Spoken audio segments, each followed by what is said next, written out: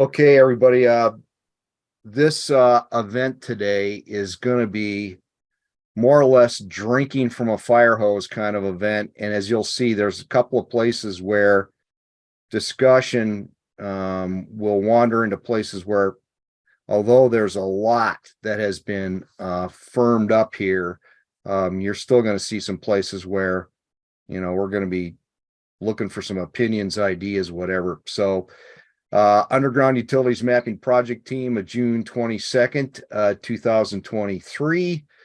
The agenda as published, 10 minutes for Barb to do some opening comments. I've just got a few administrative items, and then we'll wander into updating everybody that's on the call as to what's gone on. And then we're going to walk through, rather than in the past, you've seen several presentations about functioning of Fusion View. We're going to wander through, the fact that there are two kinds of elements here. One is a process that is moving a product forward. And then Barb's got two little items on the end here that we'll take a look at for other issues, and then wrap up with the reminder that the next meeting is on September 28th at 1 o'clock, and you'll look out your window and see the leaves changing at that event. So there you go. Barb, the floor is yours. Yeah, thank you, Steve. And boy, thank you all for attending. What a great group of people today and taking your time. There's a few new people. So what I would like to do is just pop up and say who you are and who you're with, because we do have a few new people as we've been talking about this effort throughout basically the United States and in Minnesota the last 2-3 months. So again, I'm Barb Cedarberg with Gopher State One Call. But again, just pop up and say who you are and who you're with. You want me to just do it in order, Barb? You want to go through everybody, or what would you like to do? Well, do everybody. Yeah, you can call on them if you want. Steve Swayze, I'm the chair of the Minnesota Geospatial Advisory Emergency Preparedness Committee, and Barb and I have been working this thing together and putting it together and making things move forward. So that moves us on to Joe. Would you please? Absolutely. I'm Joe Rebelke with Utility Logic, participating primarily on the manufacturer equipment vendor side of things. I'm the director for Utility Logic based out of Minnesota. Thank you, Joe. Santosh, if you would, please. Hi, everyone. My name is Santosh Sarai. I'm from Prism Technologies. That's coming up with a new underground utility mapping system. So I'm here with the team to just talk more about the technology. Thank you, Santosh. Adam, please. Adam Franco with One Call Concepts. I'm the director of operations and participating with the Shared Geo group to try to get a pilot out the door. Mm-hmm. Thank you. Bob Bishop, business development manager for Pelican Court. We have a mapping solution that aligns with this called GeoLanus 360. Thank you. Yeah, Bob Esquez. Bob Esquez, the Fusion View engine, project coordinator, working to get them to their point of where they can have a production version of things working. Thank you. Karen. Karen Strub, Vice President of Communications for Infrastructure Resources, and I help get the message out either through the magazine. I've helped Barb write a description for some conferences, and we've been lucky enough to have them present at the Global Excavation Safety Conference. Thank you. That heavy Diet Coke drinker, Dean Parker, please. Dean Parker, Council and Board Liaison for Gopher State One Call. Thanks, sir. Liz, if you would, please. Liz Hamilton with Lumen CenturyLink. I register all of our service areas with all the state one call agencies for Lumen. Randy. I'm Randy Knipple. I'm the GIS manager, Dakota County, and I'm also on the emergency preparedness committee with Steve and checking in to see what's going on with this. Thank you. Damon. Yeah, I'm Damon. I work at Ellingson Companies. We're actually a construction outfit that kind of comes at this with a different angle than most here on how we'd like to utilize this to help keep our crews safe and more efficient. And then Barb, if I didn't want to forget, but I was at my local Southeast GIS, group meeting celebrating our 20th year of doing that. And they would love it if we could, put something together that I could present to that group of utilities and everybody about what we're doing here. We will actually be working on that particular angle next week. So that's great. Thank you, Damon. Yeah. Kevin, if you would, please. Kevin Maxa, Austin Utilities, a municipal utility. Thanks, sir. Dan Colby. Yeah, hey guys. Yeah, I'm Dan Colby. I'm the Senior VP of Technology at UMS, our Utility Mapping Services. Okay, thank you. And who did I miss? The screen's jumping around on me. Colin. Yep, Colin Kabinski, staff engineer. I'm also with Utility Mapping Services, UMS. Okay, great. Thanks for joining us. Thomas Swafford. Yeah, Tom Swafford. I'm also with Utility Mapping Service. Uh-oh. We're being taken over, everybody. Look out. That's great that you're making that kind of commitment. Paul, if you would, please.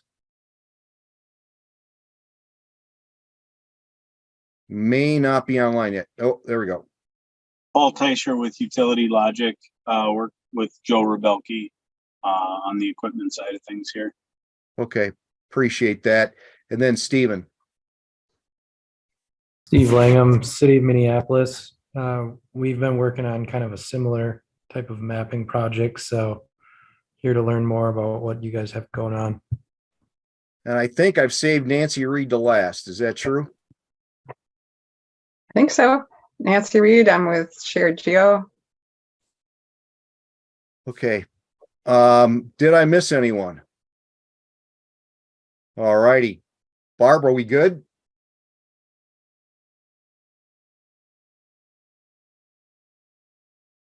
Did we lose Barb?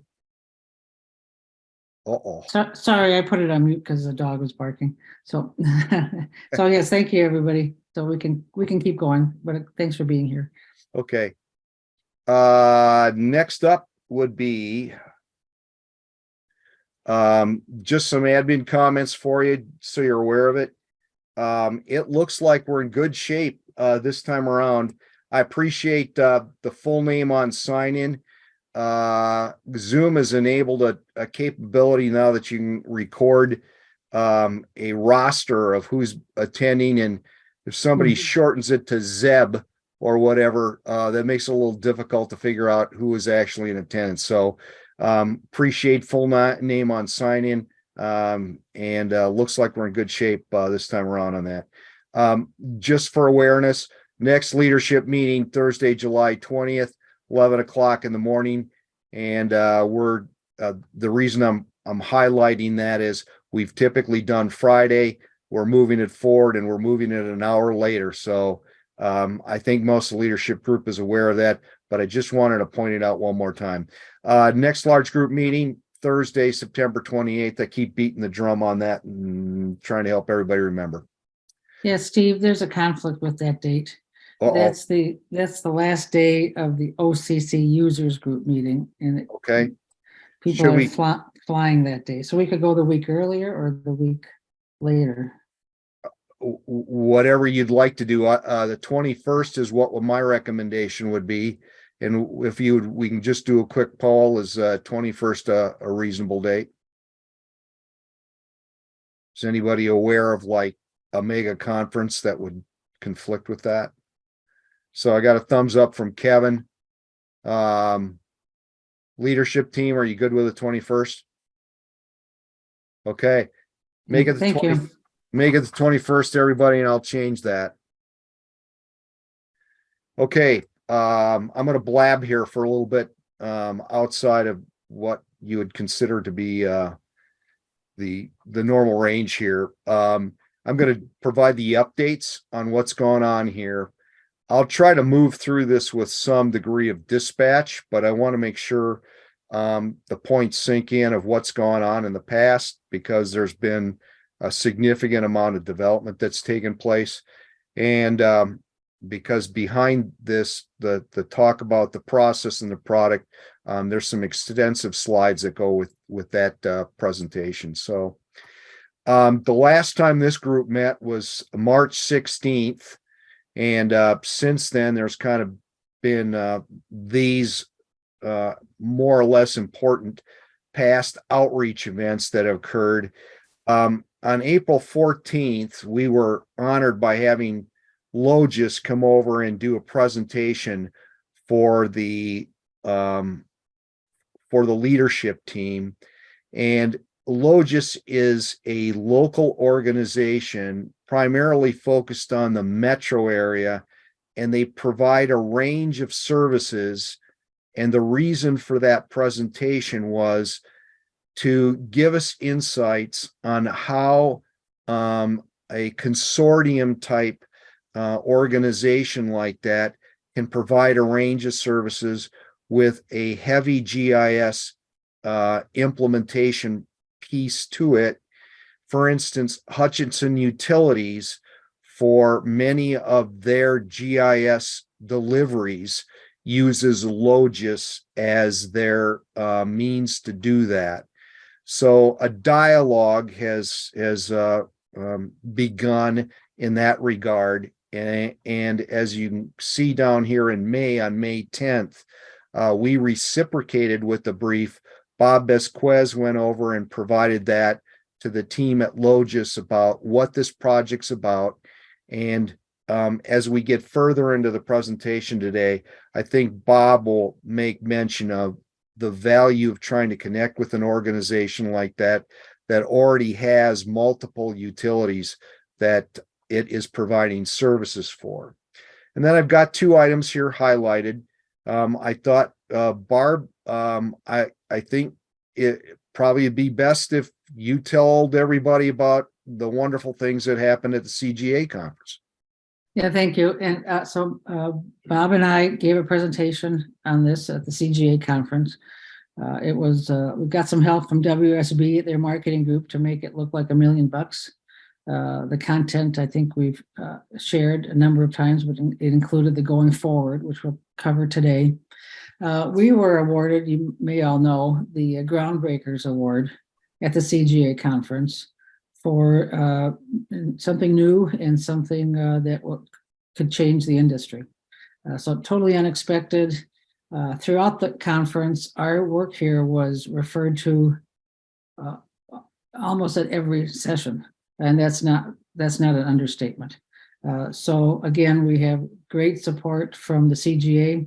They did a white paper case study back in February. They've been publishing that far and wide.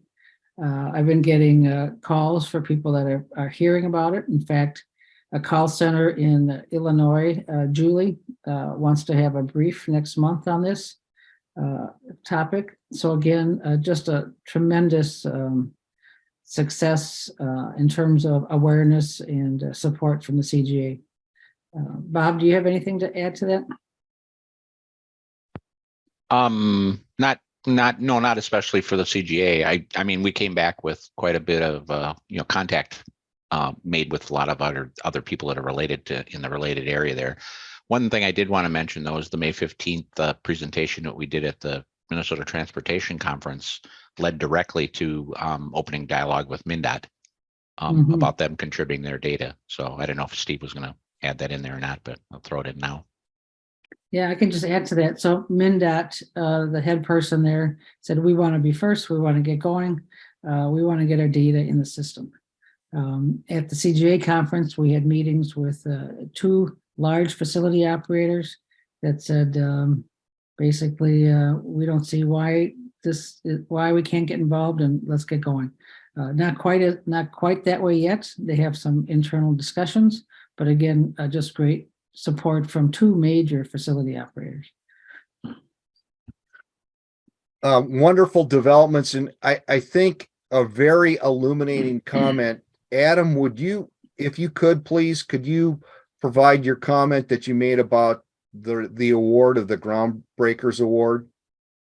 It was a fantastic award, and it's something that is rarely given out to somebody who is newer, not new, definitely with Barb, but newer in the industry. It's usually people who have, 20 plus years of working directly with the CGA on committees and boards. So it was a huge deal to me that they recognized Barb for this. And it was fascinating sitting there at the meeting because Barb didn't know it was coming. And all of a sudden I'm starting to piece together what they're saying, going, hey, wait, that's you. And it sure was. And I just added it's us, right? And you know that about me. Okay.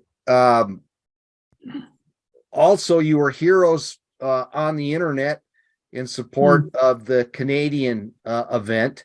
Barb provided the keynote in honor of Jeff Zeiss, who passed away last December and had been intimately involved in our startup and also in trying to get the project, a similar project going in Canada. Bob also did a presentation, and then Barb was on a panel. Do you want to add anything further on that, Barb? No, just again, good listening, good support. Canada is interested for their applications. They do a different locating process in some provinces. So again, it was well received, and it was an honor to do the keynote because Jeff Zeiss helped us immeasurably on this effort. So for sure, it was good. And all of those events are available online. I have not been over there to check, but that was the promise that was made at the end of the event, that they would be available. So some pretty interesting stuff in there. And then the following day, there was a very focused discussion on what could be done to stand up scholarships in Jeff's name and to formally organize. They have an effort up there, the Canadian Underground Asset Registry approach, very similar to what we're doing. We're, if you will, trying to piggyback off of each other. And I sat in on that, and I'm waiting to see some of the opportunities there that I can provide as an administrator, is to help them, structurally move along in organization. So hopefully we can help them in that regard in return for all the great stuff Jeff did for us. So that's kind of the way we're looking at that one. Upcoming outreach. We've got in the wings somewhere a CGA major press release. Barb and I both went through it and signed off on it.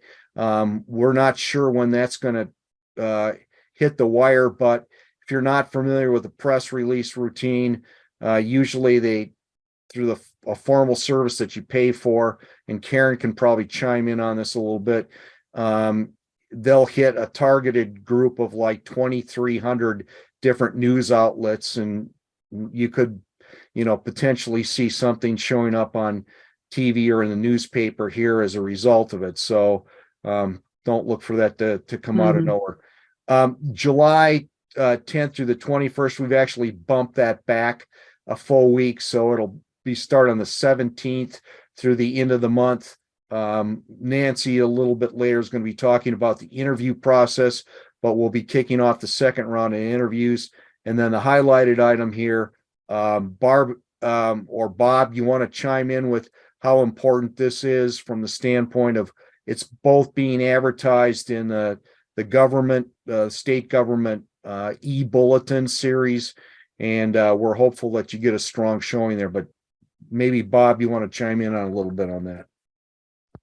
Oh, I think that one was brought in more from Barb's end. So yeah, I got the call based on our just some of the publicity, so to speak. But again, this, as it says, it's the GIS personnel in the state, which touches everybody. I believe it's a virtual meeting. Correct. So we'll be doing it on a virtual presentation. I really have been enjoying the in-person meetings. Those have been really good because there's more discussion, but virtual is still great as well. Thank you. I guess I should have proofed my slides better. We got July 17th through the 31st on here, finished the research interviews. So same thing, week of August 21st. Barb mentioned the Julie briefing, and that's basically everyone outside of the city of Chicago, Illinois, that uses 811 service. So other people are paying attention as we've been mentioning. And then Bob has 2 abstracts submitted for Minnesota GIS LAS, which is one of the largest GIS conferences in the United States. Minnesota, they usually push past 700 attendees, and that's going to run October 4th through the 6th up in Duluth. So there's that rascal. Just a comment on Julie. Sure. The person that reached out to me was a board member. So just FYI. Barb, look at this. I accidentally Oh, look at skipped that. the slide. Oh my, there I am. There you are. Yep. Yep. Okay, we So- love it. Okay, this screen, we see information about financial developments that have taken place since, well, literally over the last 4 to 5 months. On February 15th, GSOC, OCC, and ShareGeo signed a memorandum of understanding concerning initial funding and how to get the project up and rolling, things to pay, that needed to be paid for. Then followed on March 28th, Legislative Citizen Commission on Minnesota Resources, more commonly known as LCCMR, ShareGeo submitted a grant request at the deadline that for turning in those kinds of requests. And if you've ever been involved in something like this, it takes quite a bit of work to make something like that happen. In this case, that's about a week's worth of work. Same thing with on May 4th, ShareGeo filed a grant request to the PHMSA's Technical Assistant Grant Program in hopes of, again, seeing if we can get some money coming in the door to help out on the process here. June 9th, LCCMR, they decided we weren't worthy of their money, which is kind of unfortunate because the rejection notice that we received is the proposed project consistent with the constitutional purpose of the ENRTF, Environmental Natural Resources Trust Fund. And I went and looked at the law, and it's pretty obvious to me that, yeah, it is in compliance if you don't believe that technical things are a problem for helping the environment. And then we're looking forward to the first week of, or I should say the week of August 7th, where we're hopeful that in the PHMSA grant funding for federal fiscal 24, we will see indication that we perhaps receive some funding from them. So keep your fingers crossed. That leads us down to the Fusion View process brief and discussion. And I think I've got this first slide. Just as kind of a scene setter, if you will, the things that have been going on to move the process forward. So there's awareness in the group. Folks aren't resting on their laurels, so to speak.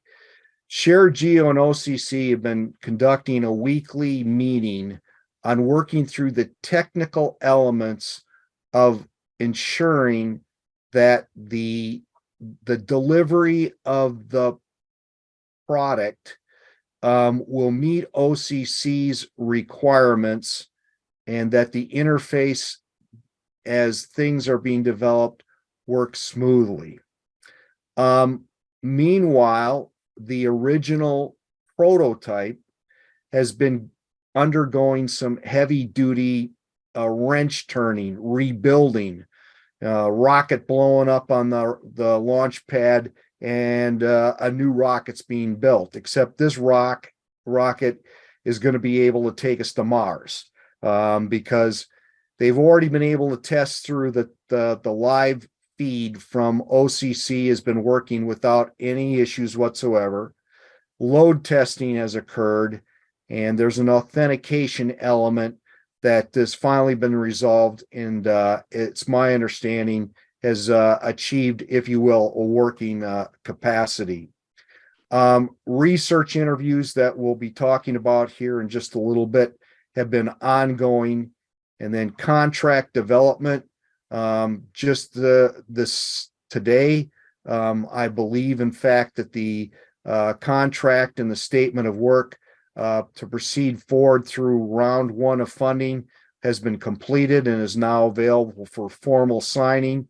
But the interesting thing through this contract development piece has been the reality that as we've tried to work towards defining things in wording, it's required us to think how to implement some of the elements so that the implemented elements match up with the words, if that makes any sense. We've been really forced to rethink some things to make it work in text.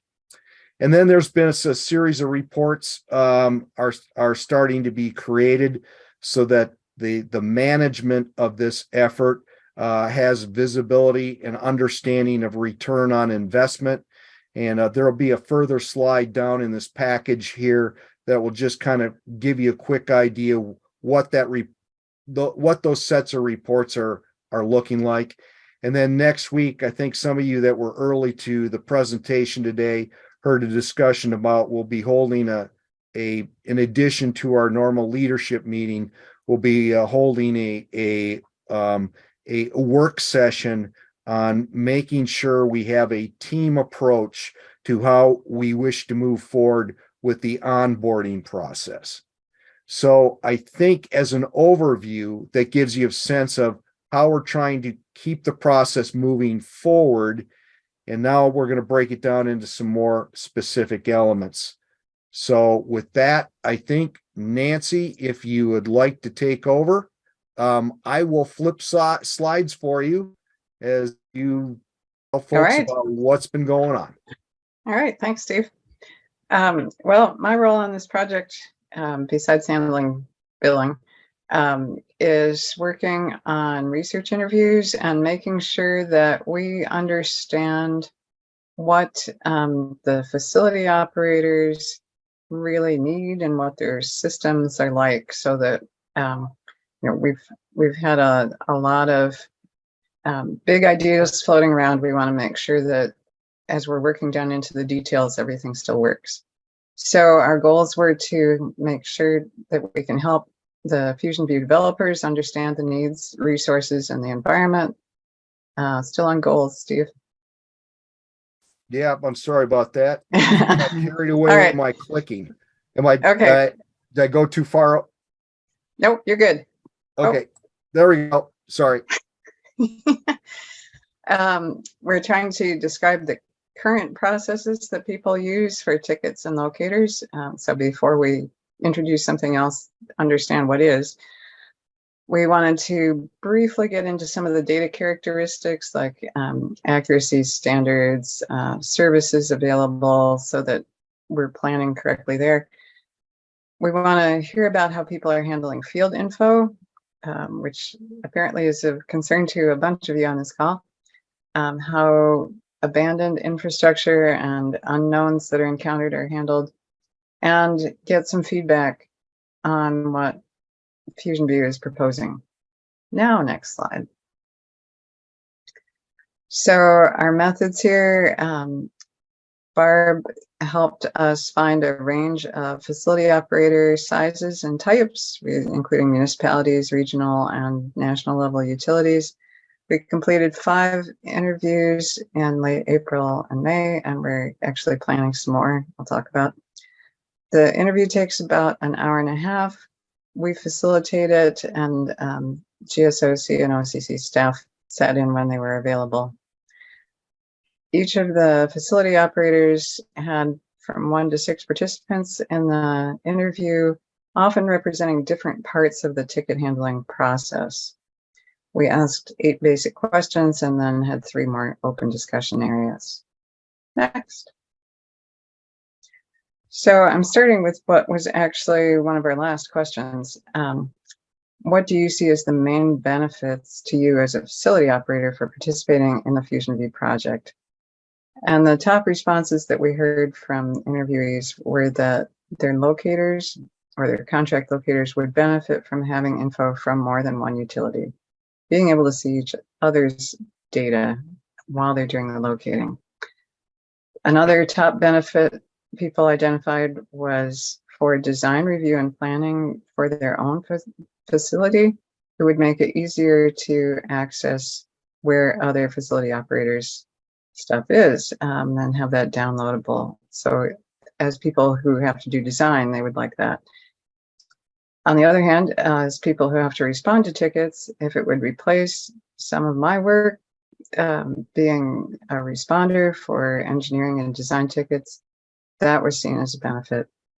And finally, of course, anything to reduce dig damage.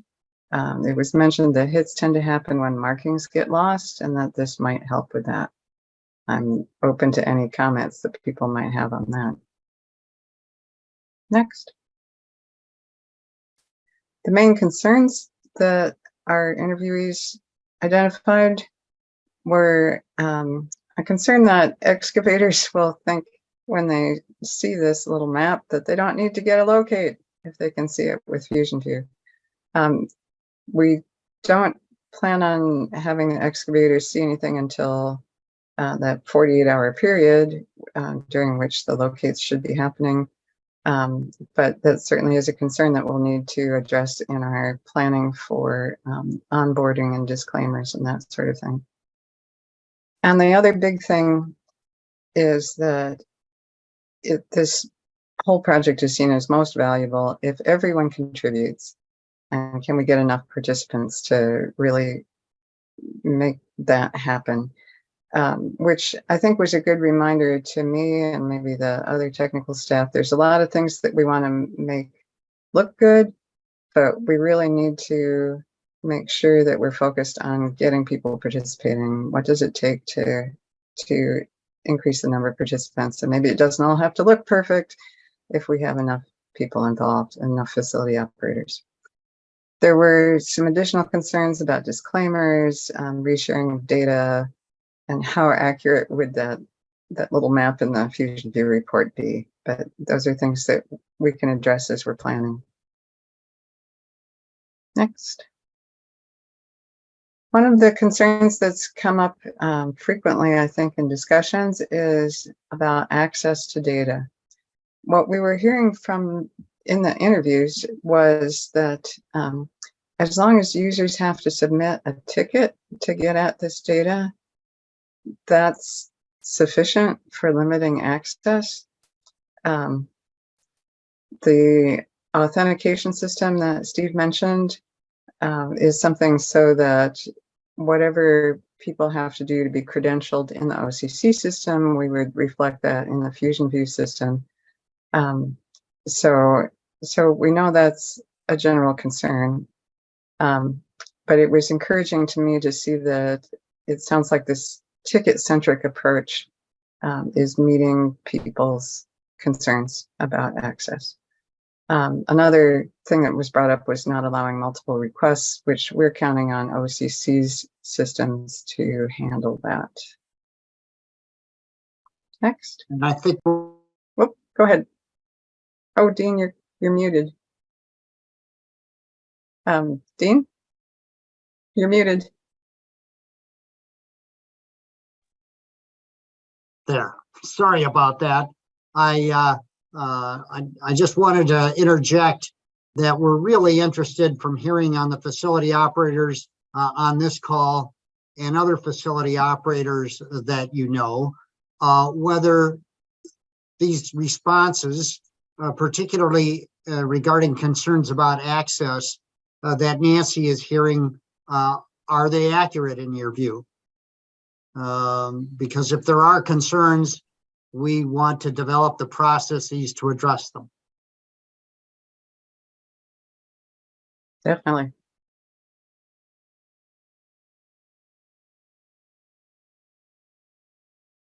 All right, I'm seeing a little bit of activity in the chats. Let's see. Okay. So we're good on the 48 hours. All right. All right, I think there will be more discussion about access as we get into what Bob's presenting as well. But yes, certainly to Dean's point, if you see something go by here where you say, well, that's fine for those 5, but it doesn't work for me, please, pop something in the chat or flag us down here, and we'll get that concern into the discussion. So Next slide. Nancy, I think, do you want to hold all questions to the end, or do you want folks to just pop in like Dean just did? Are you good? I think people are welcome to pop in, but then let's make sure that we have a time at the end. If you've been saving something up. Yep. Got it. Let's round them up at the end. Okay. So the ticket management process, this was interesting for me as a designer. I like to make sure that we understand the process. So it seems like smaller facility operators will use OCC's iSight program directly that has some ticket management functions built in. Some of the facility operators, wow, you're dealing with so many tickets. No wonder you need specialized ticket management software to handle these and sort them out. So that it's just kind of a wake-up call for us as we're designing this to make sure that we're building so that these additional software packages that people need for large volumes of tickets can make use of what's coming out of Fusion View, and Bob will be addressing that later. The FOs had various systems in place to share their own data with their in-house locators or their contract locators. Things like Esri field maps or part of the specialized ticket management software. So that part of the process already exists for people. I think we'll just have to see whether Fusion View would provide some augmentation perhaps for that, but that's certainly something that already exists for people. We're not trying to replace that. Most had some method in place for locators to send comments back on what they found relative to the info sent. And that's something that we're eventually going to be addressing in Fusion View as well. And then facility operators are both providers of data and users of data. So when in describing these processes, we have to think about what role is someone playing in a particular time for a particular ticket. Next. So I went too far. Sorry. So a few more basic questions. Are people tracking the accuracy in the mapping data? It sounded like of the folks that we talked to, there was rarely actually a data field that said, oh, this is this accurate. But there were general levels of accuracy for different kinds of data. And then this whole thing about getting corrections back from the field to improve data accuracy. So as we're designing the system, we're going to need to work with individual facility operators on how that works for their data. This group has talked some about using official standards in presentation of data. So we were checking with folks if they're already using some of these standards. It seemed like most folks were not actively using like the civil engineering or public works standards with their data, but they were relating to Esri data models or certainly addressing local user needs. And then very encouraging, all of the folks that we talked to have REST connections or similar, so that would be enabling our technical connections. Scanned documents, however, might have some issues, particularly if they're on local networks. So that will be an item to deal with later. Abandoned infrastructure, it sounds like people are handling and sending to their locators, but unknown infrastructure discovered in the field seems to be a relatively rare occurrence. So we can push that down the road a little bit. Next. So our next steps are additional interviews. We really want to talk to a contract locator company and a ticket management software provider, again, making sure that the processes, that we understand the processes and that what we're providing fits with the processes. And we had scheduled with another large utility and they had to cancel, so we're trying to reschedule that. We asked people if they would be willing to serve on an advisory group to review development as it proceeds. And folks were willing to do that, which is very encouraging because, again, we want to make sure what we're building meets the real world needs. So any questions on the research interviews? Questions, comments? No, did anything jump out at people? So Nancy, you had one in the chat. It's a reminder from Dan Colby about the ASCE standards. And I think. Regarding accuracy. Okay. Yep. Okay, yeah, the reason why I brought that up, because I just noticed Bob responded and said that they pretty much have zeroed in on that. So that's really good because it's a pretty good standard. Of course, I'm kind of biased to that because I'm the chair of the ASCE Data Exchange and Security Committee. So, but anyway, I just thought I'd bring it up in case it wasn't looked at. So appreciate that. Okay.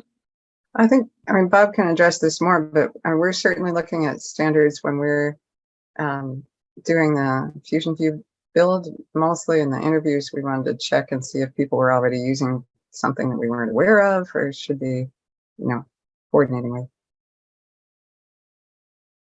Yeah, and just to address Dean's chat message there too, 3822 is also on the horizon, or on the our scoreboard, I guess you'd say, of another standard to use. I don't know that we're going to be using it comprehensively though. That one's a little bit more of a superficial component, I think, at this point, but we've already kind of identified both of those standards. And then there might be a couple that we're going to have to kind of originate with the project. We'll see how it goes.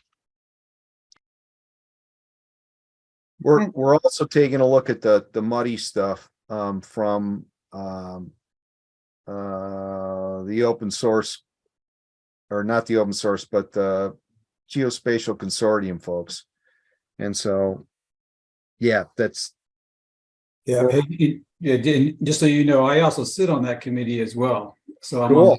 on the OGC Buddy initiative as well. So feel free to reach out. And I noticed that you're looking for people to sit in your advisory stuff. If you guys think that I could be of value, just let me know and who to reach out to. We just signed you up.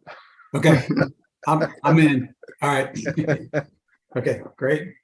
And Okay. Steve, did you see Bob Bishop and Pelican also volunteering? Oh, I for did an not. interview? Did not catch that. Okay, great. So Bob, thank you very much. We would love to do an interview with you. That's great. Thank you. This is really your opportunity to beat up on the process, because that's kind of where we are here. So are there any other comments out there? Any comments on what the team has found from listening to the interviewees?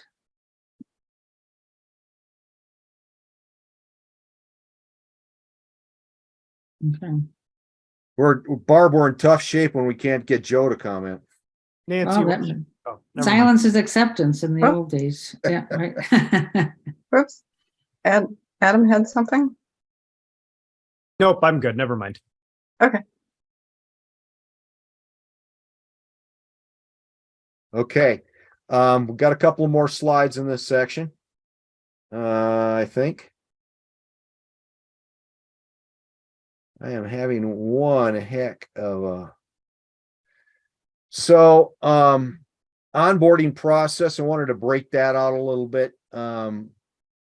for maybe the third time, I'm mentioning the leadership team's going to be getting together to try to put together a unified playbook, so that if we get inquiries from different levels and different sectors, we know how to route that response to optimize our chances of bringing that individual or corporation on board.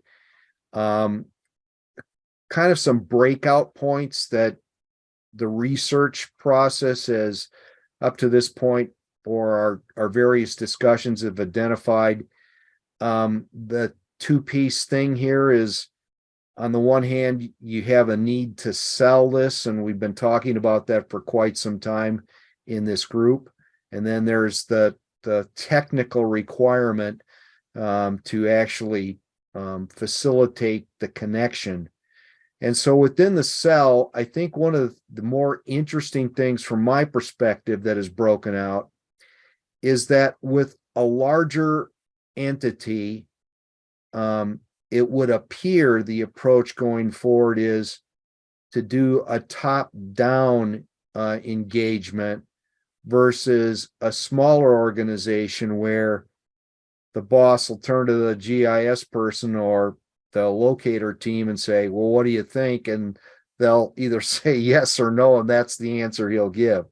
So as we go to meet next week, we'll kind of hash this out as to how we want to do that approach. CGA and related PR efforts to get the word out, we consider to be very valuable. And then probably the most important thing with the cell itself is tight control of the message. It's going to be critical to control any misinformation, because if the word gets out sideways that we're trying to force something down a community's throat, or whatever the case might be, that could be the death nail to the effort going forward. Barb, do you want to add anything to those comments about, thinking about how we're going to approach the cell? Yeah, and I think it's communicating where we are, what's possible, why.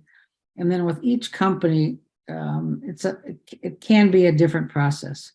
And so those of you on the call today that work for a company that we may approach, we do need to involve you. Who is the right person to talk to, or the right levels of people? So that's really important. And then the misinformation. One of the things that people get concerned about is, oh, I have to give up my data, and you're making one big data set for the whole Minnesota. So, it's that type of information that is inaccurate. It's really the words accessing data or viewing the data. Facility operators continue to maintain tight control of their own data, and only certified people can see the data. So, it's that type of messaging that we all need to say the same words, over and over again. So that's what I wanted to say to this. Thank you. Within the technical plan, I think it would be fair to say that prioritizing the top 20 utility entities in the state that have 80% of the utility structure reasonably may be the way to go.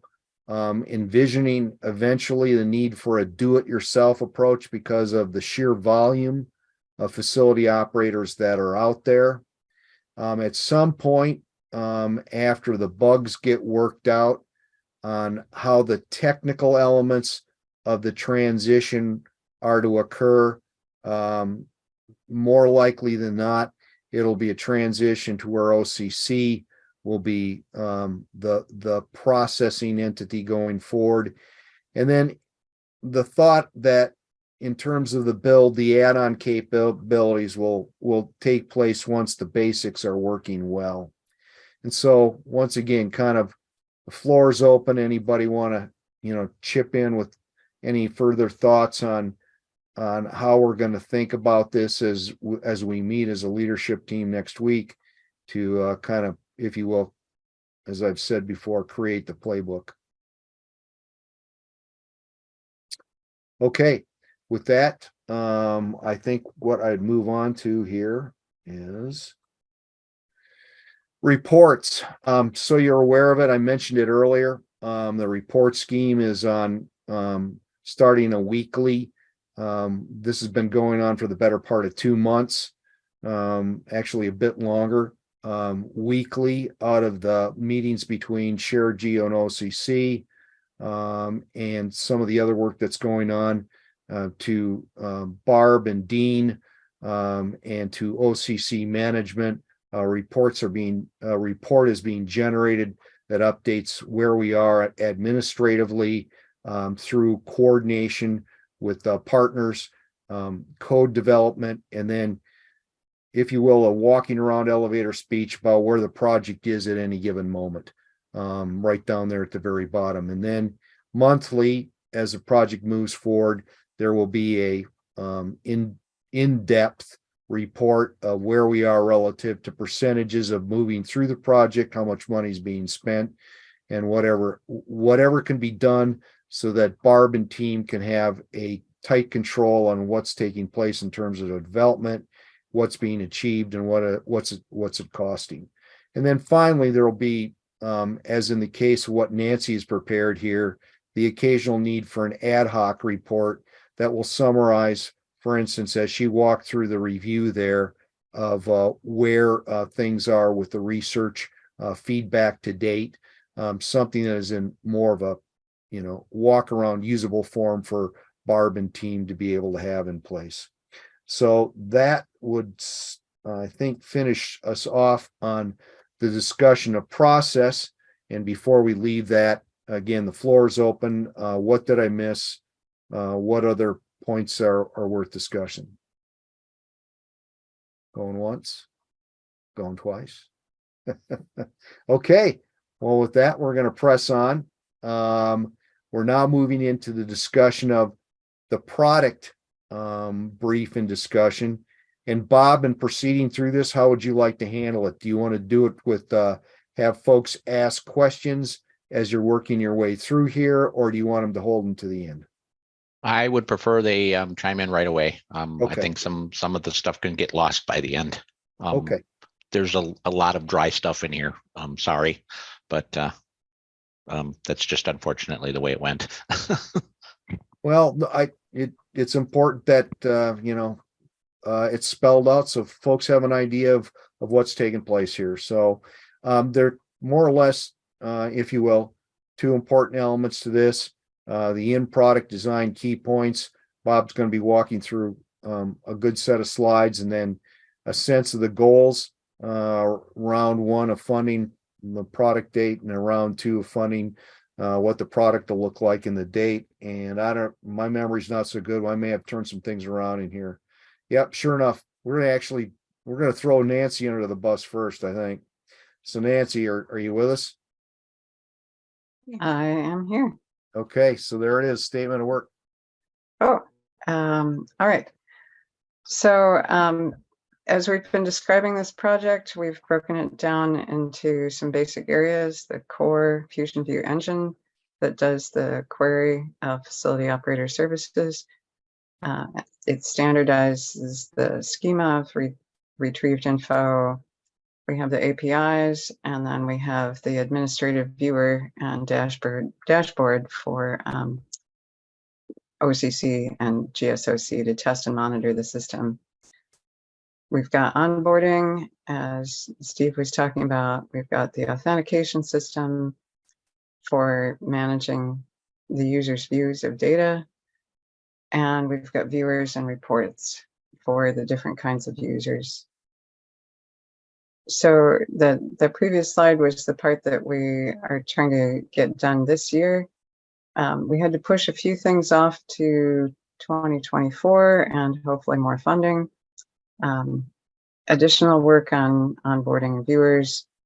The field markup and comment service, we know that's important to a lot of people, but I think we need to start with the viewers, and we'll make sure those are running, and then we'll try to get as much of the field markup in that we can, and documentation. So that's sort of our overall timeline for what we're trying to get done this year and what goes on in subsequent years or years as the funding becomes available. So for each of these sections, Bob's going to talk some more about what goes into them.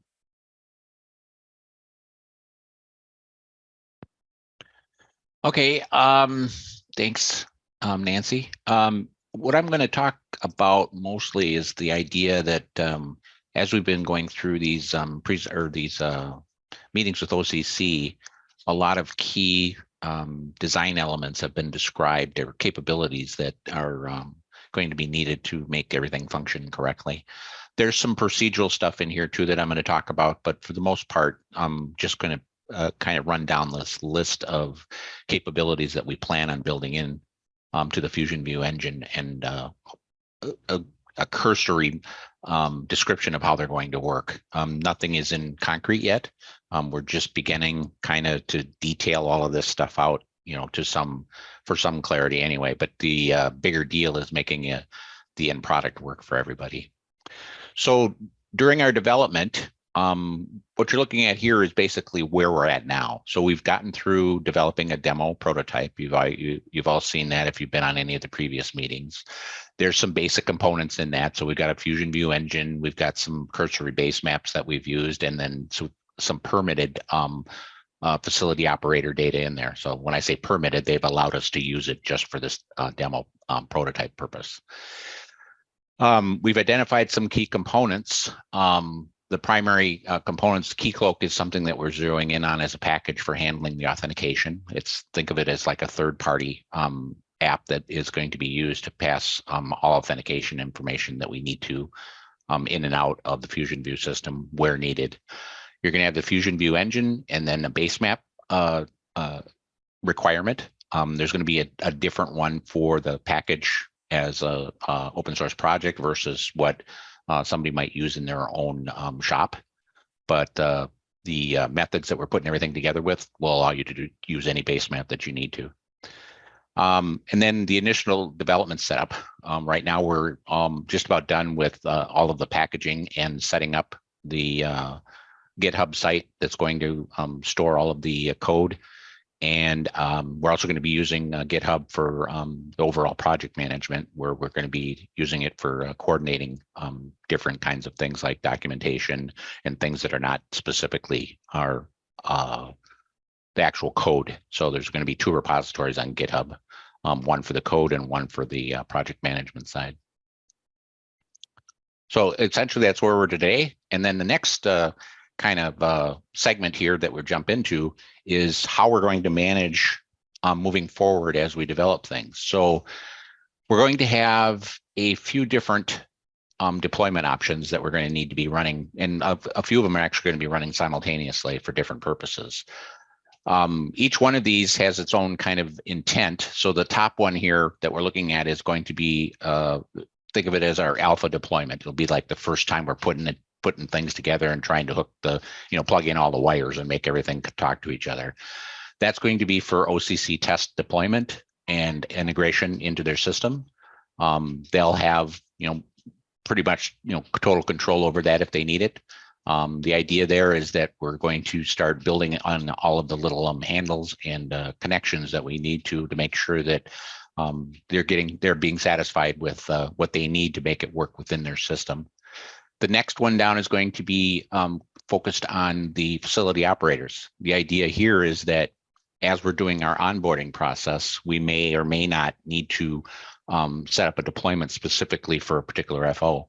Some of the larger FOs may feel a little bit better about being able to just do one of their own deployments simply for testing to make sure that their systems are going to look appropriate inside of the Fusion View system before it's actually they actually sign off on saying that they're participating. So think of it as kind of like a sales demo version. And then towards the bottom there's a pre-release operational. So after we've gone through the first 2 and we've been tweaking all along on the OCC test deployment, and then we've added in the facility operators over time. Towards the end of that, there will be a pre-release operational, and that would be the deployment that would be kind of just before we'd actually go out and make a production version.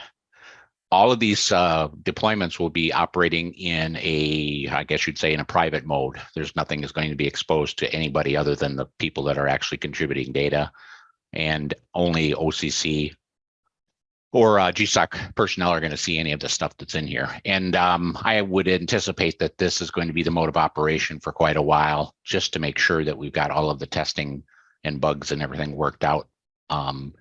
We're not impacting, or the plan is not to impact any existing services or anything like that on the OCC side. So this can be run in parallel with their current systems, and it shouldn't impact any of that side of the equation as far as bringing any kind of an extra load on anything. Next slide.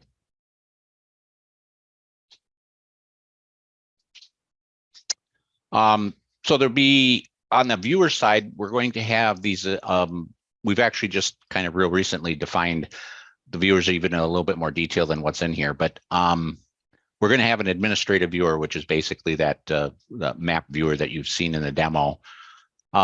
It's going to include only the data within the 100-foot buffer of each ticket request area. So it's not going to be displaying any kind of seamless data sets from any of the facility operators services. It's only going to show the information inside the ticket boundaries. The Fusion View operations viewer, which is only intended for whoever's operating the particular Fusion View engine, in any one site, and in this case it'd be OCC. They'll have the option of being able to look at how tickets information is being sent back on a request by request basis and on a single map. So they're the only ones that are really going to have that view into the inside doings of Fusion View at a global level. Each participating FO will have access to an FO viewer, and that would be different from the administrative viewer. The data that's going to be in there is going to be filtered and will show all of the assigned tickets in their facility coverage area and their own data within those tickets. For tickets that are originating by another FO that may overlap their particular coverage area, that FO will be able to see their own data as well as every other participating FO's data in that ticket. I know that sounds weird the way that I said that, but on the very bottom there, I have a question for the group here is, for tickets originating by others, should the FO viewer show other FO's data within that ticket? Would they be seeing that anyway in what they get from OCC for tickets in their coverage area? So they're going to see the tickets anyway if it's within their coverage area. Is there a problem with them seeing the other FO's data inside of those tickets? And they're only going to see it out to the boundaries of that 100-foot buffer. Yeah, I'm not sure I understand the question, but you should only be able to see the information for a ticket that you originated, or if you're the FO for your information on a ticket that you are a notified facility operator. I don't understand what that means. I guess I don't follow the question. I think I followed. Yeah, go ahead. Are you trying to address what we talked about on today's call? Yes. So what we were discussing was whether or not a facility operator should be able to see their entire coverage area when viewing a ticket. So if I'm Adams Sewer, can I see all of Adams Sewer's facilities, or can I only see my facilities within a specific ticket area? My understanding was for the admin view that we expected a facility operator to be able to see all of their data when viewing in the administrative view, not just their data within a single excavation entity. And that's what got us discussing the potential for a misalignment of communication here. And we wanted to clear that up. So the initial proposal that Bob is putting forward is that the facility operator would only see their data, even in the admin view, within their own ticket. And what I understood was that a facility operator would be able to see 100% of their own data in the admin view, because they're in part using that to verify that their data was correctly ingested into the system. Oh, okay. I understand it now, what's needed. Again, the facility operator should be able to say, do they want that or not want that, I guess. It's yeah, and actually, Yeah, actually, as we've talked it through, I think it might be a decision that we could probably come to a conclusion of by asking the facility operator when we onboard them, Mhm. if which way they need to be able to see it. But another aspect of this is if you have another ticket that is called in the coverage area of that first FO of Adams Sewers, but another FO starts up a ticket within your coverage area, should you be able to see any other information in that ticket inside of your Adams Sewer FO viewer that didn't originate with your company? So Bob, in this case, you're asking, should I, as Adam Sewer, be able to see Bob's electric Correct. within that entity? Yeah, well, again, I don't follow all the ramifications, but if we just stick with, if you're the facility operator, you can see all of your own stuff if you wish. Yeah, that's a only- given. Yeah, and only what's in a ticket that you requested. Yeah. So, And I think again, where it comes into play with the other facility operators is, in essence, we'd be showing them the same view an excavator can see, right, Bob? Correct. So, Or, well, the other way I was talking myself out of it is they're going to have access to the ticket anyway. I mean, as a OCC handles them now, the only difference now is, whether or not they get to actually see this feature data, but they'll still have access to the tickets that are called inside of their coverage area. They're going to see them in their own ticket manager. I'll be interested to hear what the facility operators, what kind of feedback you get from facility operators on this. But from my perspective, the whole purpose of the administrative viewer is to provide an operator opportunity to verify that their data is being correctly projected. And as soon as you start putting other facility operators' data in that view, I think there's a big risk of it starting to clutter up and undermine the verification purpose of that viewer. Like you said, they can always go to the individual ticket if they want to see all the participating facility operators' data. So Dean, if I want to, I just have a concern that if somebody wants to weigh in, that's fine, but we're getting into the weeds on this. And we have a lot of other things to cover, not to cut it off, but. well, if I could real quick, Barb, I think Yeah. the distinction here is, on the one hand, Adam's position is that in an administrative view for a facility operator, that in total, he should be able, or she should be able, to see the entire system of the operator.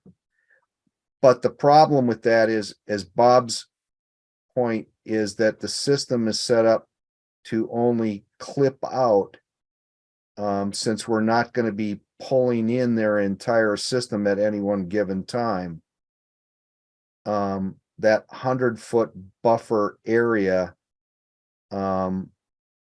we're in one case not able to see the entire system. So I don't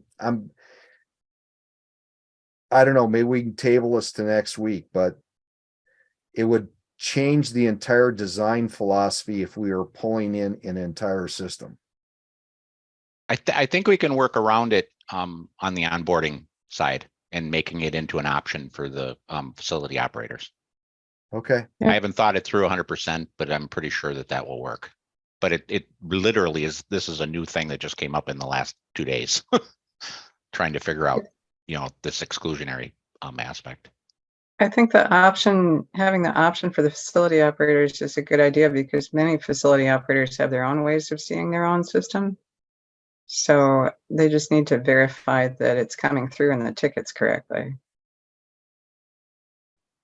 So, but yeah, let's work it out with the facility operators. Okay, next slide, hurry. Well, new things take discussion. So thank you for bringing it up, and my head is still swirling. Good. Now you're in our wheelhouse now. Literally, there's been a lot of discussion on this one in the last 2 days.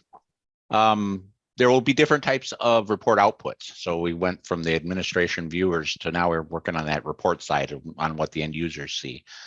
So there's going to be different types of them based on the different kinds of ticket requests that are made. There'll be separate rules that will be applied to each of the outputs based on the ticket types. There will be different time periods that the tickets will be considered active, and there will be options for the facility operators to potentially apply restrictions depending on the ticket type. So there's all of these kinds of rules systems that we can put into play for the reports. Engineering requests can be satisfied in a near real time. When I say near real time, as fast as the Fusion View engine can go out and collect the data from the different services. In some cases, this may take a little while, you know, it could be 20, 30 minutes, that kind of thing, but you're not going to be restricted by that 48-hour wait period for the engineering requests. So the idea there is that as soon as the data is available, it can be made available to the requester and you know, ready for downloading. Locators, both third-party and facility owner-based, will have immediate access to almost identical report outputs for participating facility operator data, similar to the existing demo output. And then the excavators will have a delayed access. We already talked about that 48-hour to the same types of reports as engineering and locating requests. Facility operators will have some control over how their data is presented in these end user reports, including symbology and accuracy. But I do want to stress that we want to make the Fusion View engine present a unified presentation of things as much as possible.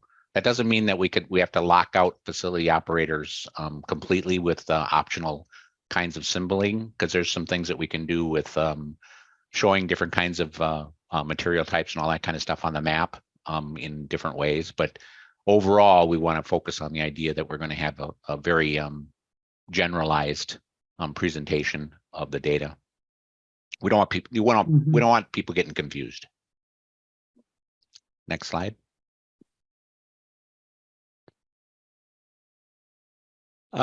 We get into the side of the equation here from the field and the data collection. This is intended for later on in the development process, but these are the main functions that we've kind of identified so far. The Fusion View engine will be able to collect data from the field and link that data back into a ticket ID upon upload. The feature data will be allowed for upload from location-enabled device field devices. So people that are going out there and using GPS-enabled devices for doing their locates will have the option of uploading their data directly back into the ticket. The uploaded feature data can be classified in the field for unknown and abandoned infrastructure, however that needs to happen, or for any other type. Photos, videos taken in the field can be attached to the ticket. A textual comment can be uploaded. And then each participating facility operator will have access to a dashboard showing the tickets within their coverage area that will also indicate if a piece of information has been uploaded from the field or any others with access to the same tickets. This is this can be worked in a couple of different ways. We are going to have to build some kind of a dashboard as part of the project, but it's also going to be API driven behind the scenes. So this aspect here can be extended and pushed into, the information can be pushed into other systems as needed. Next slide. Bob, you got a question in about defining of engineering, an engineering ticket. What is that? Go ahead. Yeah, Bob was just, asking about, because it looks like we have different timeframes of, being able to access and see the data. I didn't know if there was even any thought yet on engineering, because, like at our company, we don't have any PE stamped engineers, but we do have a lot of different people with a lot of different titles that, do engineering kind of work. Yeah, there's no strict definition of what an engineer is. I mean, somebody with the name that, begins with Eunice. I was just confirming, yeah. Again, the whole idea yeah, there's mechanisms that Dean is putting together for agreements on the engineering group side, where they're going to be vetted somewhat. The idea there being that an engineering group would have access to this information and understand that they're not, supposed to reproduce the data, that kind of thing. And Yep. so when I say engineering, the reason that we're stressing the engineering side of it too is that that's probably the ticket version that we're going to address first, is the engineering aspects, because they're going to be knowledgeable in a lot of this kind of data manipulation and handling, more so than most of the other ticket type callers. So once we get that figured out with the engineering side of the equation, it should make all the rest of the ticket type handling much easier to accomplish. Understood.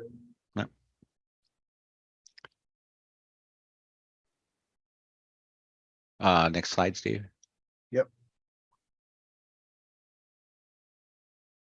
So I talked about this on and off while we've been moving through this, but like all of the Fusion View data, where the data comes in and goes out, everything is going to be handled. It will, and the Fusion View package is going to include a basic set of viewers and reporting templates. All the data transfer operations in the Fusion View engine will rely on a system of APIs to populate the viewers and the reports.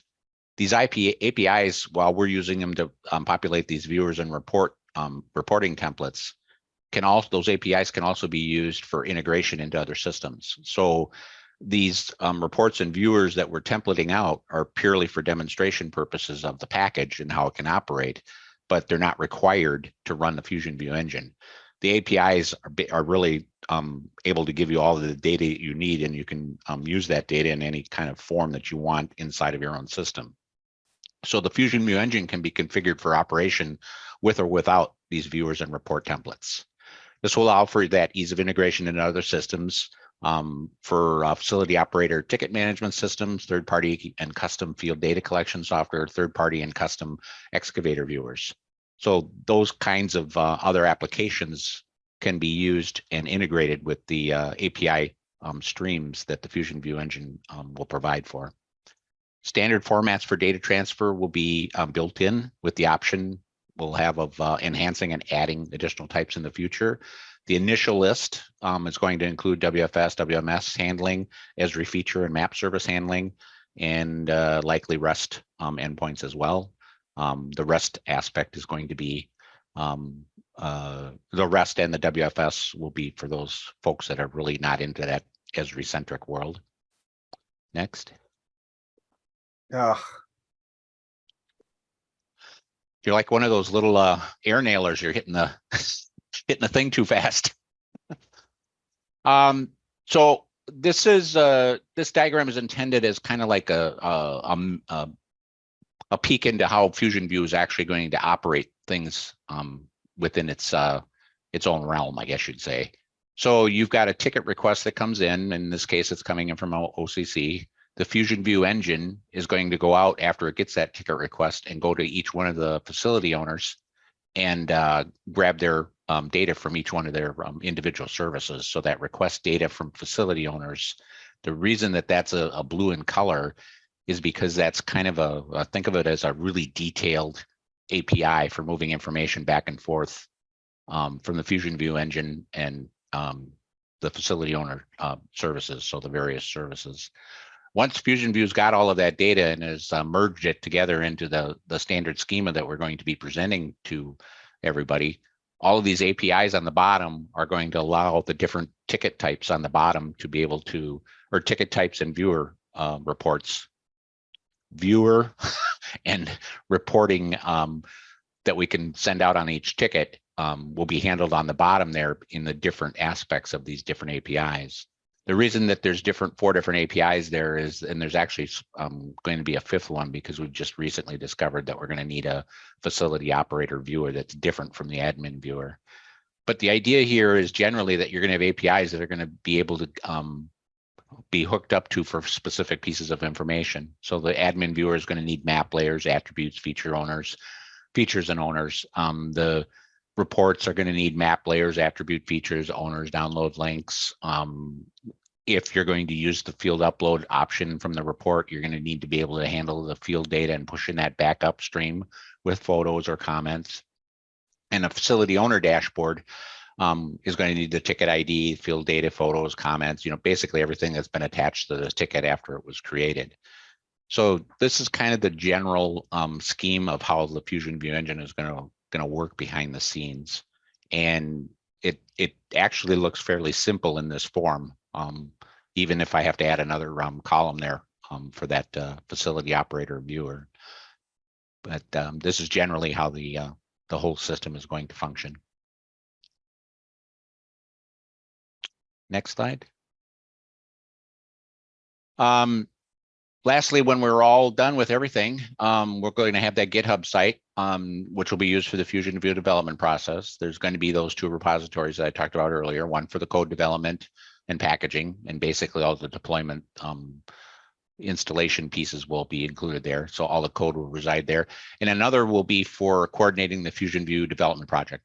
You know, those aspects I was talking about, outreach, design elements of reports, basically, you know, adding styling to different things. We may even end up with more versions of templates and reports than we were originally thinking that we would need, that kind of thing. So there's options here of using the different kinds of templates for doing different tasks and displaying the information in different ways. So there's all kinds of options that can be managed there on the extras there beyond just the coding. And then other types of resources will be included in these 2 repositories, like documentation for administrative and end users, as well as all the API functions and how they work online. Next slide. And that finishes me up. Any questions? No questions? Oh, wait, we got something in the chat. I've got looks great. Good job, Bob. I just really like the way that it was summarized, all aspects of it. It was really well done. Yeah. Blame Steve. I'm not going to take credit for it. He forced me into it. No, it was really clear and excellent. Thank you all. This takes us to Fusion View other issues discussion, and Barb's on the hot seat. Here we go. Oh my, what have I got now? Well, do you have any slides, or am I just talking? No, but just this one slide in here because one slide. Okay. You asked for there to be a discussion about the Development Advisory Council and the need for that, and then a plug for other sources of funding and generally an open discussion after that of whatever anyone would like to contribute. Yeah, the last thing I'd like is to have people give their response to what they heard today, just so we can hear from everybody. So yes, I would like to develop a Development Advisory Council. We have a few people like Dan. I'd like to keep that to cross-functional. We've got, like I say, a couple of folks that are already interested. So just let me know if you'd like to be on that as we go through these next, next year and several months, that we help talk about it, to get common understanding, be sure we're on the right track, add new ideas, new approaches. Because again, we're out there trying some new things that haven't been done before, and we need everybody's ideas and insights to help us get to the right, get to a really solid endpoint. As you also heard on other sources of funding, we were able to fund the first round of $125,000. So thanks for that. And but if your organization or others want to do some funding for the next round, it would be another say 135. I think the total was 260. So 260 minus 125. Please let us know, and we would be happy to take your funds and pass the hat. So I really would like to broaden the source of funding to show help there. And that Damon again. Okay, thanks, Damon. Thank you. And then the last part is if everybody would just say, you heard a lot of information today. A lot of progress has been made since, was it March? A lot of communication externally now with where we are and where we're headed. A lot of positive support as we have been talking about it. And now over the next many months, I see that network of external communication expanding probably pretty quickly as we go, especially into the fall. Again, your comments today are really important, just to say, where are we on track as a team? And what else might we be should we consider? So Steve, maybe the best way is just to put people on the spot and call on people and say, if you have no comment, just say no comment. But it's really important to hear your voices on this. Will do. Thank you, Barb. Yeah. So why don't we throw the lawyer under the bus first? Oh, dear. I mean, I think all this preparation, and there's been a lot of preparation to put these presentations together. That's obvious. It's been terrific, and we will need to take offline and get some more advice from those on the call. Maybe not during this call, but at some point soon. Please feel free to follow up and chime in, particularly with Nancy, who's acting as the point for a lot of this information. I think we're going to need to really start to get into the weeds, as Steve says, and start to think about, what should be seen in these viewers, or, what's not. The two questions that I've got right now are, how does a facility operator verify that its line data will be accurately seen on a ticket as it's making its information available? And does a facility operator need to see other facility operators' data unless it's the end user on that ticket?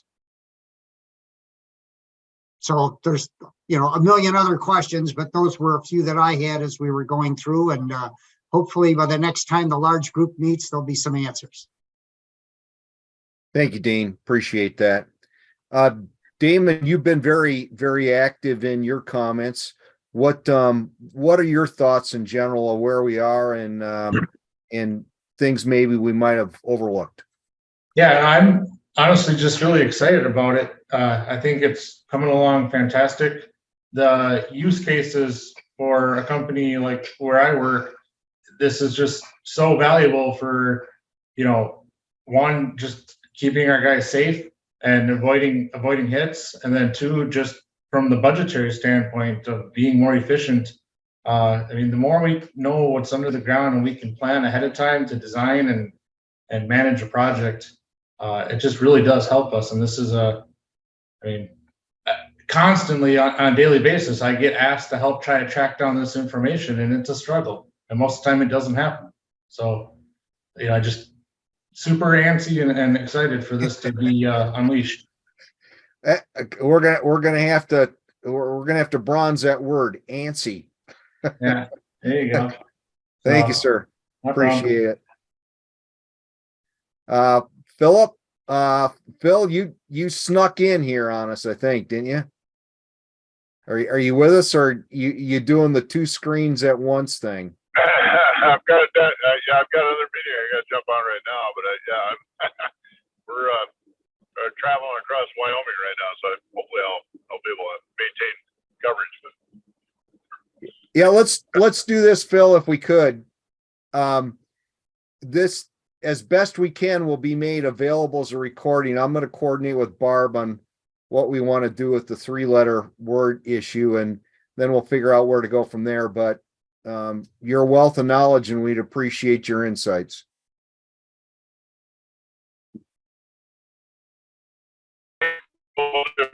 Excited to provide it. Yeah, sorry, you're bouncing. Okay. Safe travels. Travis, what do you think? Where are we at?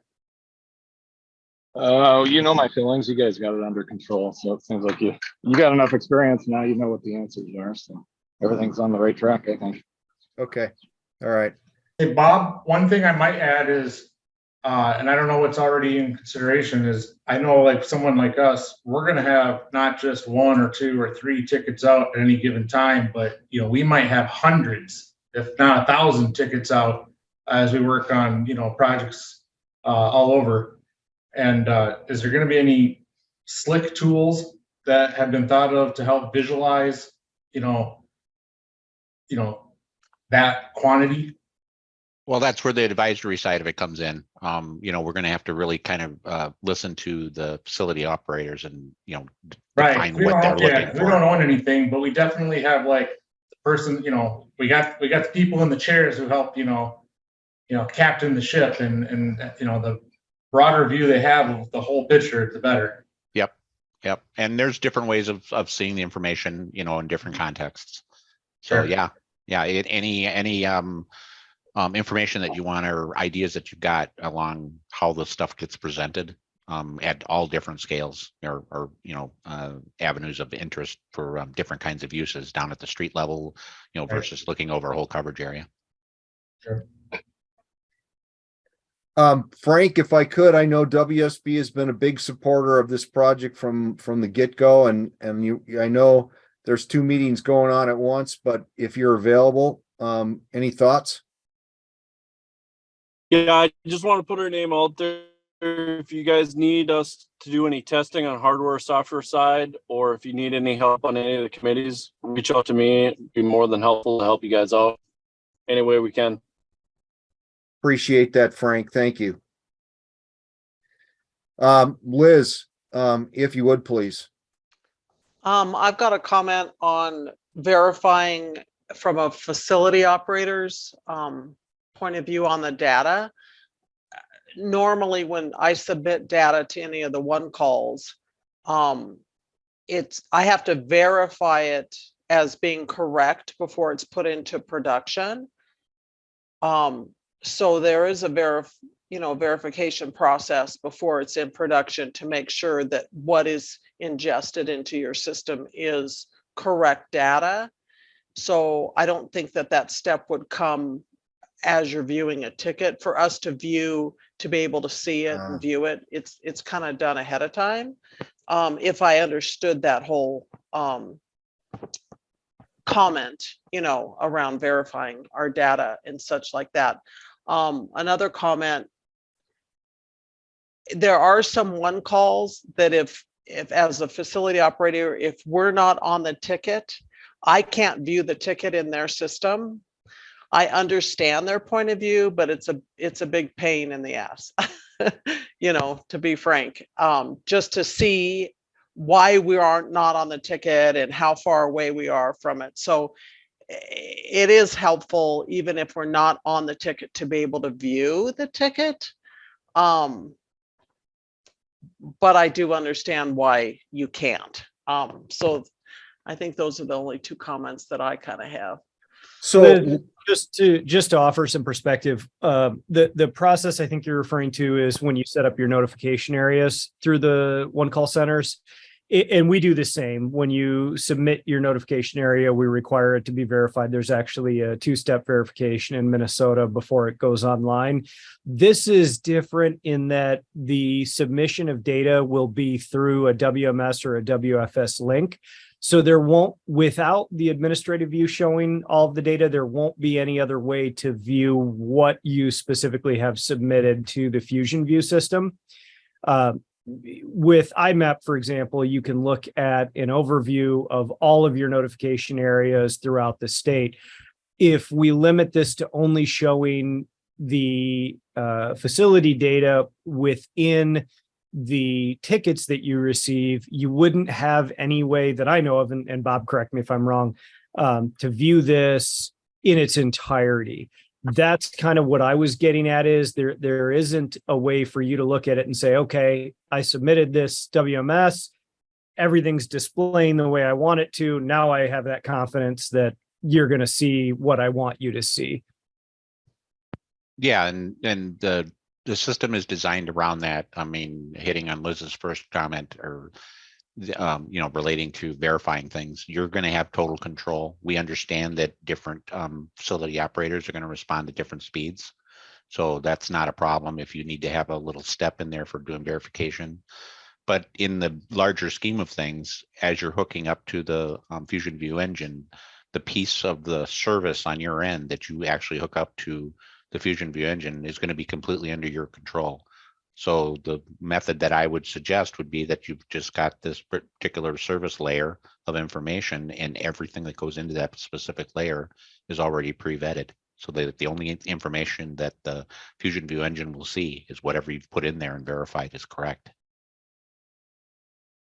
Okay. Sounds good.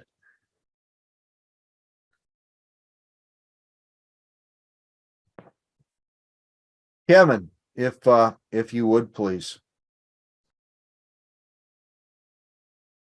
I'm very impressed today. I've been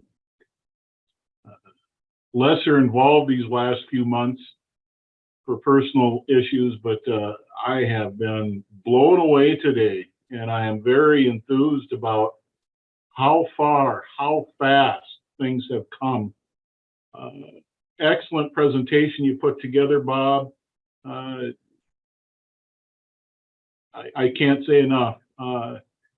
If there's things I can do to try to help with the municipal utility community to help swing some weight behind, to help try to encourage state agencies to open the purse for some funding, let me know. I do have a little bit of influence at MMUA, so, but very impressed with this. I'm very involved in the damage prevention effort with the Utility Coordinating Committee, and I know I will definitely be making sure the UUMP is going to be a main feature of the agenda of our next meeting, and try to drum up some more enthusiasm through our UCC. And we'd be happy to give any presentation to that group, Kevin. Jolena or brain fart, I can't think of her name. Olivia have normally been coming, but no, we've got an active group, and whatever I can do to help with helping to spread that word. I've already been doing some, of course, but I will definitely consider stepping up the volume a bit to help drum up enthusiasm and support at the facility operator level. Yeah, Olivia's on leave for a few months, maternity leave, but I can come down and do a presentation for you. I just need a little bit of heads up on timing. Sure will. We'll do that. Wonderful development. Thank you so much. Appreciate that. Karen, what do you think from the perspective of telling the story? Are we to the point where the word should be spread a little bit more through your channels? I have pages allocated for you if you'd want to put something in for September, which is our fall issue. But I recognize that we need to make sure that the timing is right for everything that you'd have to announce. So it's one of those things that's open to you. I think that one of the exciting things is the number of new people, as Barb mentioned at the beginning of the call, that are here. It lets you know that the message is spreading and people are interested in getting involved. So I think that everything's going really well. And I agree with Kevin that the progress that's been made in such a short time is hard not to notice. It's really great. Well, that's great to hear. Thank you. Karen, what's the cutoff on what's your drop dead date? I'd say July 3rd, so 2 weeks. Oh my. I thought you were going to say yesterday. Oh yeah, you did. You did, basically. Okay. Okay. Karen, probably you stretched the parameters, didn't you? I did. I think the date you guys, and it's funny that Barb said yesterday, because the date that I gave you guys was June 20th. So 2 days ago. Well, it wasn't on my radar any longer just because stuff happens. Yeah. Yep. Okay. Thank you, Karen. Bob Bishop, what are your thoughts? This was a fantastic update.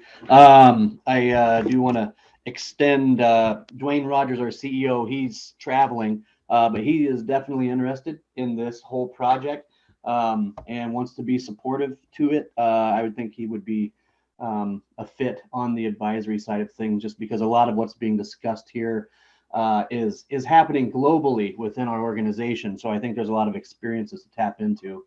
It's equally exciting to see the audience and the crowd growing here. And yeah, we just want to stay plugged in. And like I said, give us a shout for the for the ticket management conversation. We'd love to be interviewed for that. Understand. Thank you. Steve Langham. Yeah, I enjoyed the presentation today as well. I guess I have a couple insights for you.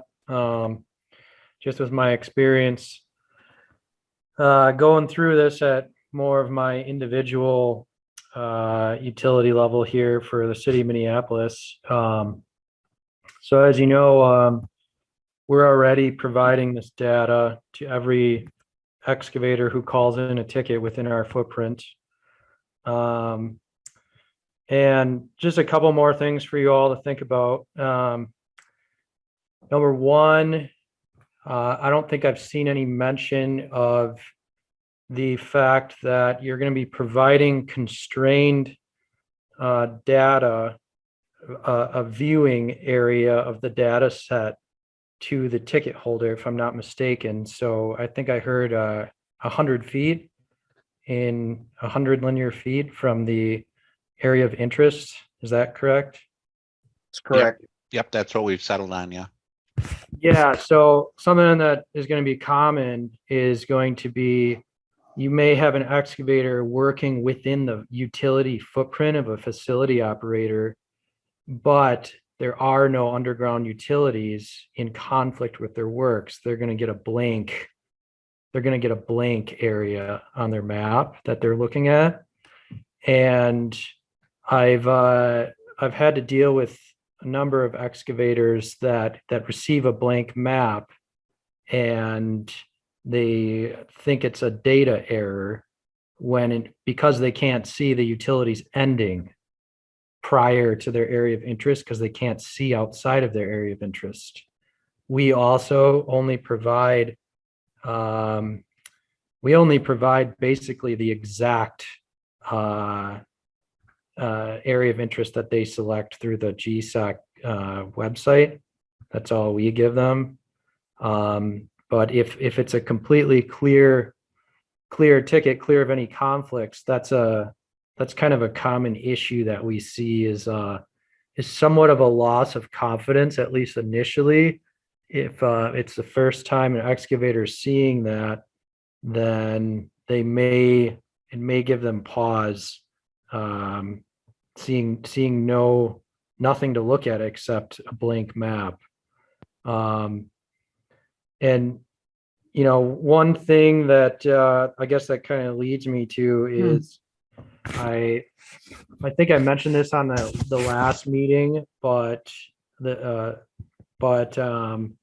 we're seeing, our intentions with this was to increase the awareness of our underground infrastructure, prevent damages from happening as frequently, kind of giving the excavators more knowledge of what we have underneath the ground.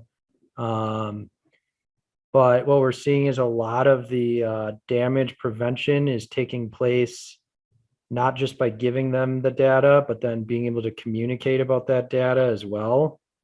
So I know that's probably like well down the line, I don't know how many iterations down the line, but having some type of pathway where the excavator can be looking at the facility operator data, but then have some type of pathway to communicate with the facility operator.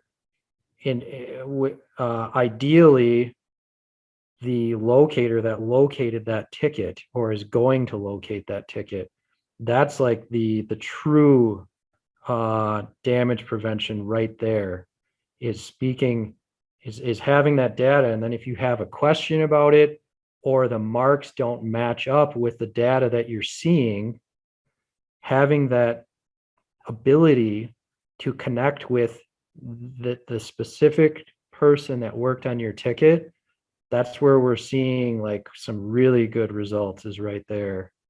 So the way that works for us is, we send it out through email. I think that's what I showed you guys at that last meeting. And the file name is the ticket number, so they can always just search their email for the ticket number. And even if they have 1,000 tickets, like I heard someone mention, you know, you can just punch in your ticket number and find it right away. But also with that data that we send you, there's the locator's name, phone number, and email address right there, the one who worked on your ticket. You know, that'll be a whole nother thing to try to get facility operators on board with even providing that level of information as far as like their staffing contact, not to mention contract locating companies as well. I mean, you're talking about another really big effort there. But I thought it was worth saying because I think you guys are really on the right path here with what you're trying to do. And I might as well just bring up what taking it all the way to the finish line really means. So this is Bob. The last part of your comment there, we're kind of already going to address by validating the engineering side. So that process of validating the engineering groups could be used in the context that you just talked about.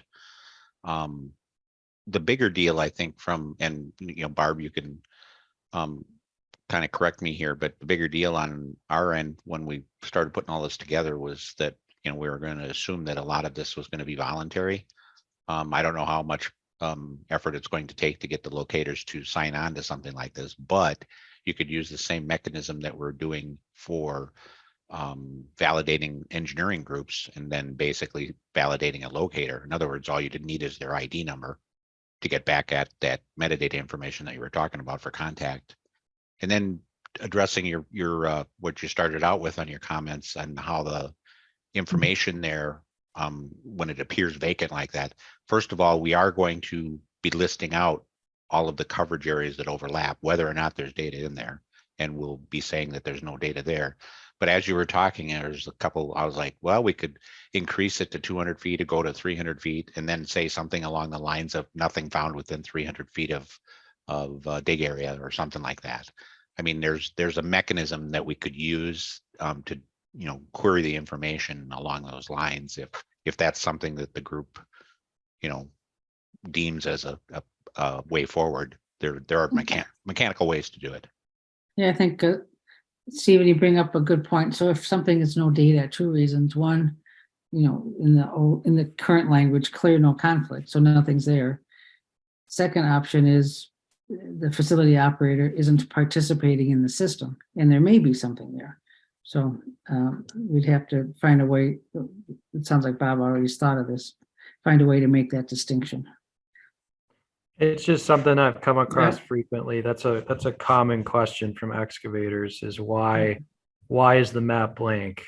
And obviously that comes up quite a bit more when you're on the edge of the footprint where, you know, a lot of tickets come in right on the periphery that are completely blank. And since we're only providing their exact area of interest, they're not seeing the edge of our utilities. So just something that'll come up. And Steve, you're providing that information immediately, or what's the timing of your furnishing that information? It's anywhere typically from, depending on ticket volume, anywhere from 30 minutes after they call in the ticket to up to, you know, 4 to 6 hours after they call in the ticket typically. So they get the full data package with in their email well before any locator goes out to market.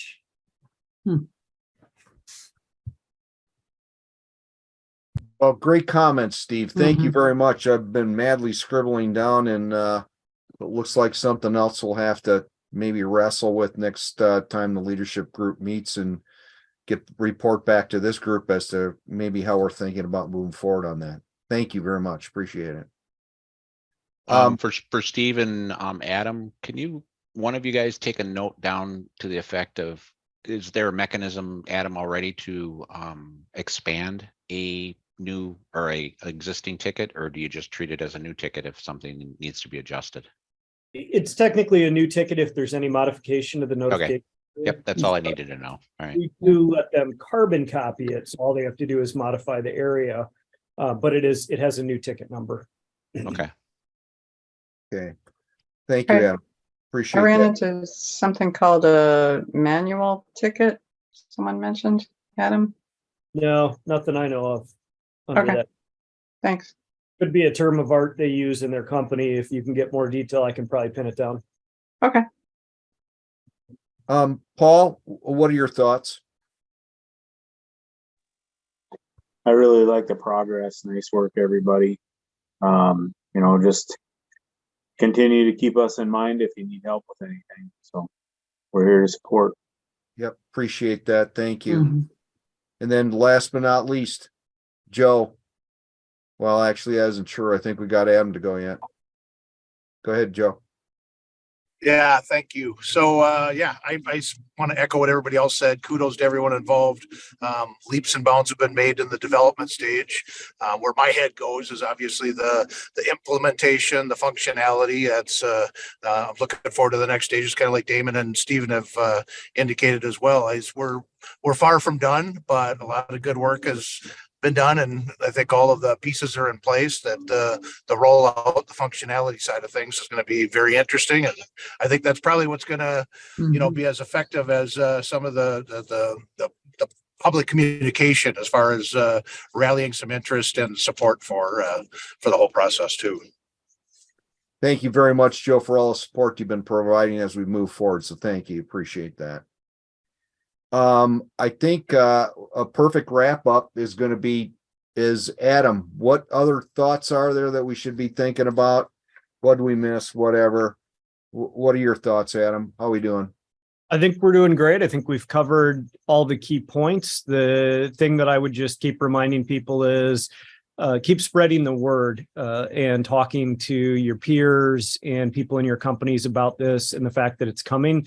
We want to sensitize people or desensitize people as much as possible to this concept before we start trying to bring them on, because we know there's a lot of discussions that have to happen, a lot of concerns that need to be expressed and addressed. So we want to make sure when we get to the point where we're inviting the first set of users, we're able to get enough people involved to make it valuable right out of the gate. So anything you can do to prepare people for that conversation will be worthwhile. Great comment. Thank you. Well, Barb, I think we are, if I can flip the slides forward, which I'm not quite sure why I'm having so many problems today, but we are actually right on time, believe it or not. And of course, my highlighted note, which I've been beating the drum about, of course, is wrong. So our next get together is going to be September 21st, as defined earlier. Before Barb's final comments, is there anything else out there that we should touch on before we call it a day? Going once, going twice. Barb, the floor is yours for final comments. Oh, what a great meeting and great participation comments. Don't wait till September 21 to call anybody here with ideas, input, feedback. So just want to put that out there. And then the next meeting of the CGA Next Practices Committee that covers this GIS is in mid-July. So I'll be attending that. And we'll just see what happens at where the CGA is going with viewing of maps and more accurate maps. Okay. So thank you all. Yep. Thank you all. I'll add to that. And just a reminder here, we always have a quote at the end. Samuel Johnson says, "Nothing will ever be attempted if all possible objections must be first overcome." So I think we're working well on that. I think we've got one more last chat item. Tick notes, leadership meeting. Okay. All right. We'll do that for sure. Okay. thank you, everybody, and have a great Yeah. weekend and great rest of your summer. If the next time we'll see you is going to be in September. All right, take care. All right, thank you. Thank you all. Thank you all.